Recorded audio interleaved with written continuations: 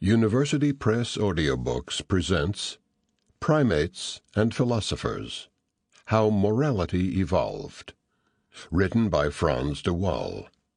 Comments by Robert Wright, Christine M. Korsgaard, Philip Kitcher, Peter Singer.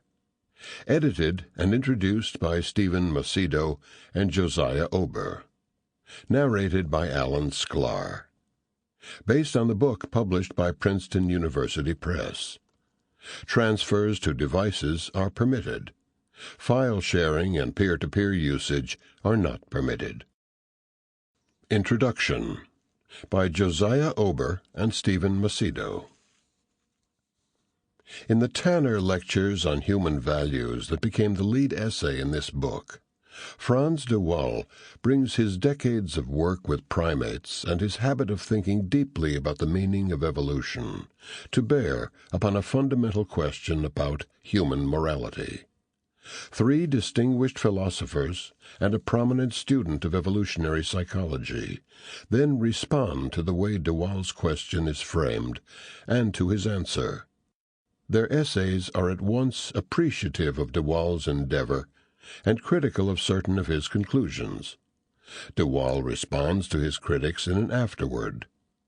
While there is considerable disagreement among the five essayists about both the question and how to answer it, they also share a good deal of common ground.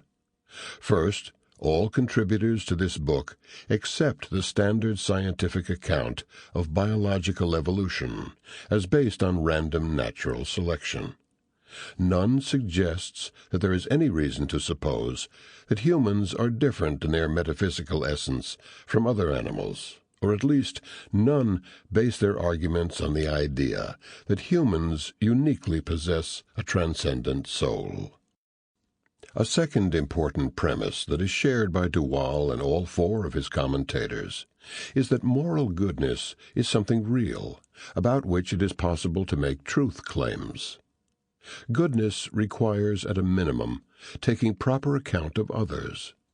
Badness, by the same token, includes the sort of selfishness that leads us to treat others improperly by ignoring their interests or treating them as mere instruments. The two basic premises of evolutionary science and moral reality establish the boundaries of the debate over the origins of goodness as it is set forth in this book. This means that those religious believers who are committed to the idea that humans have been uniquely endowed with special attributes, including a moral sense, by divine grace alone, are not participants in the discussion as it is presented here. Nor are social scientists committed to a version of rational agent theory that regards the essence of human nature as an irreducible tendency to choose selfishness, free-riding, cheating, over voluntary cooperation. Nor, finally, are moral relativists who believe that an action can be judged as right or wrong only locally, by reference to contingent and contextual considerations. So what we offer in this volume is a debate among five scholars who agree on some basic issues about science and morality. It is a serious and lively conversation among a group of thinkers who are deeply committed to the value and validity of science, and to the value and reality of other regarding morality.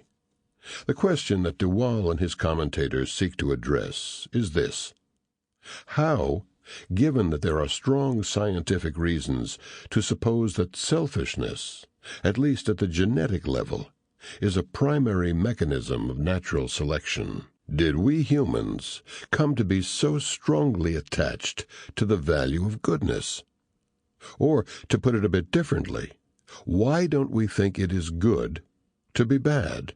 For those who believe that morality is real, but that it cannot be explained or justified simply by resort to the theological assumption that a unique human propensity to goodness is a product of a divine grace, this is a hard problem and an important one. De Waal's aim is to argue against a set of answers to his whence morality question that he... Sample complete. Ready to continue?